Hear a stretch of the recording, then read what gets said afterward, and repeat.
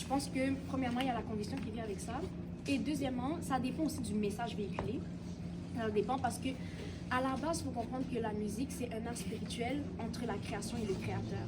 À la base, quand Lucifer, he was an angel, je veux dire, il est pas rouge avec des cornes, je veux dire, il était un ange.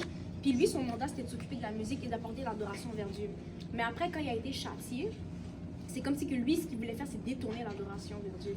La musique, c'est censé être une communion entre le créateur et le créateur. Je sais pas si c'est clair. Mais bon, avec le temps, bon, il y a différents beliefs qui se sont faits à travers le monde. Fait que la musique, c'est devenu quelque chose comme un art, you know. Mais après, il y a toujours la musique comme chrétienne, worship, adoration, que c'est comme, you know, dirigé vers le Seigneur. Fait que moi, je pense que c'est vraiment, non seulement ça dépend du message véhiculé, mais ça dépend de l'esprit derrière la musique.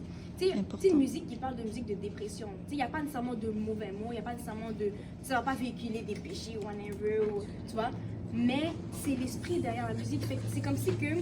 Puis les gens non chrétiens, c'est prouvé par la science. Les musiques que tu écoutes, ça va comme programmer d'une certaine manière ta manière de percevoir, ta manière de penser, et ça interagit avec tes sentiments parce que c'est un art spirituel à la base. Fait que même si que tu sois croyant ou musulman, peu importe, la musique a un effet sur l'être humain parce que c'est censé être une communion entre l'homme et son créateur, tu vois. Fait que même si que l'adoration, elle est détournée, ça aura un effet sur ton âme. Si tu écoutes de la musique dépressive, mais tu auras tendance à te sentir plus dépressif, tu vois, à cause de la musique que tu absorbes, tu vois. Après, si c'est au happy day, je vais pas te dire, oh ouais, t'écoutes ça, tu vas aller en enfer. Non, c'est correct, comme, tu sais, je veux dire, ça ne véhicule pas, ça va pas te faire... Je sais pas. Ouais, c'est une musique chrétienne, ouais. Oui. Ah oui, c'est vrai. Ok, moi je vais prendre une autre chanson, genre une chanson random, genre YMC, je sais pas, tu sais, je veux dire, ça va pas te conditionner. Tu sais, moi je pense que ça dépend vraiment de l'esprit derrière, ça vient avec le discernement aussi. Même les chansons de Nicki Minaj. Bon, ça c'est autre chose, hein. Écoute, ça te conditionne à penser différemment puis faire certaines choses que tu voudrais pas faire, tu comprends? Fait que tout est une question aussi de conviction et je pense que de gros bon sens aussi. Salut, ça va? Ouais, super.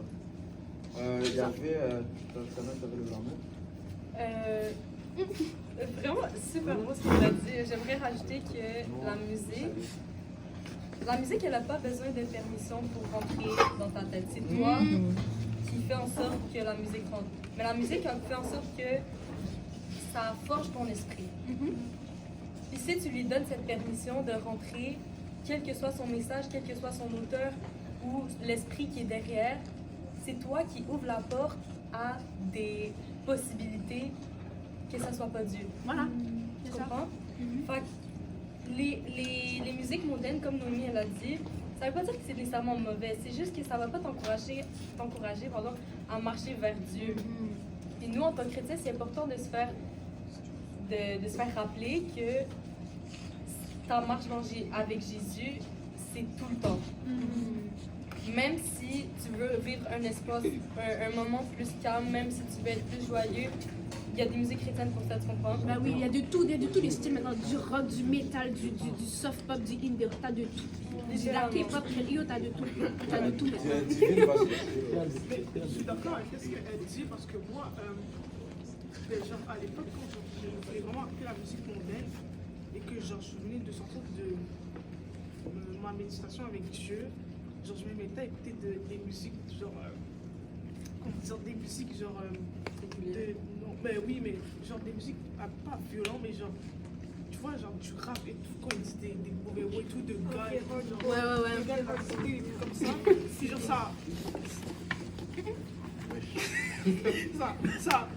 ça perturbait ma paix parce que ça me donnait le goût d'être agressif et tout comme eux et tout.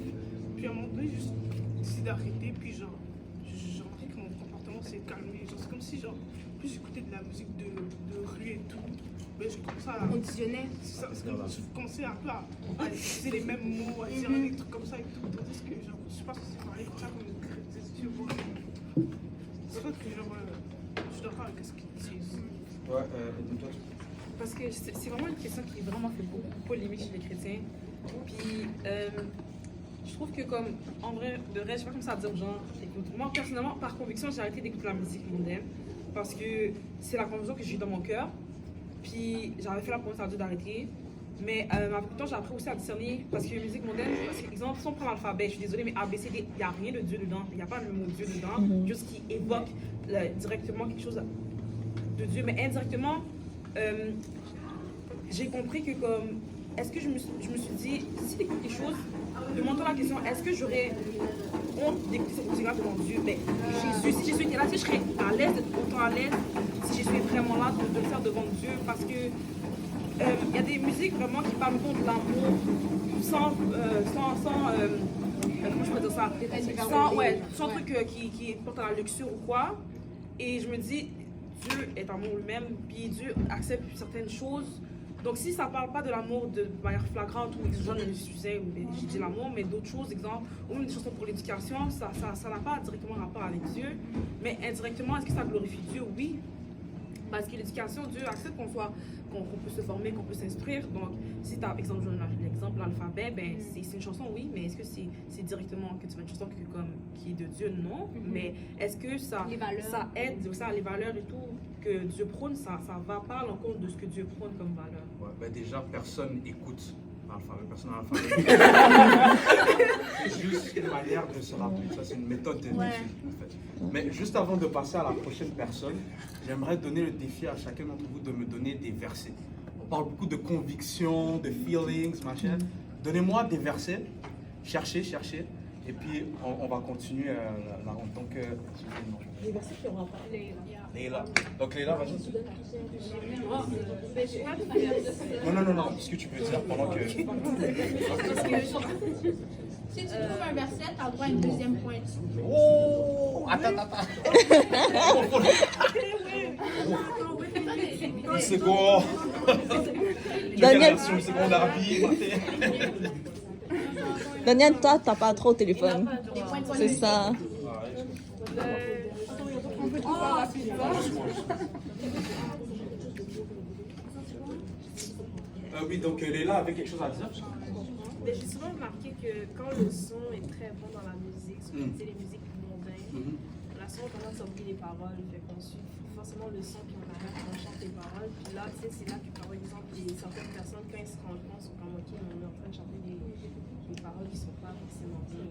S'il y a des artistes qui ressortent, qui vont bientôt en prison en plus, ils ont fait des paroles qui sont pas correctes et tout. C'est là que les gens se rendent compte que si je chante ça, ça pourrait m'arriver ou quoi que ce soit. Fait que la langue, c'est juste le fait de parler, toujours faire attention à ce que l'on dit, ça pourrait nous arriver.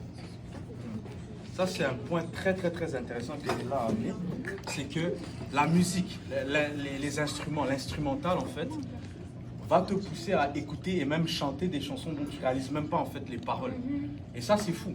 Ça, c'est quand même intéressant. Et puis, elle a aussi dit que tu vas voir que beaucoup de ces artistes, ils ressortent dans des scandales. Et là, si tu te poses la question, d'où il a tiré son inspiration pour ces musiques? C'était forcément pas de Dieu, tu vois. Et puis, on pourrait peut-être dire que on utilise les instruments pour nous distraire un peu des paroles, en fait.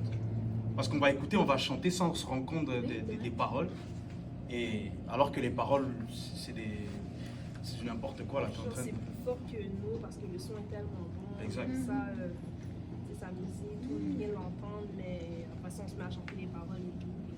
Il faut se réveiller pour dire ok, ça fait juste plus de sens. Puis c'est ce qui arrive aujourd'hui là avec Pidi et puis le reste.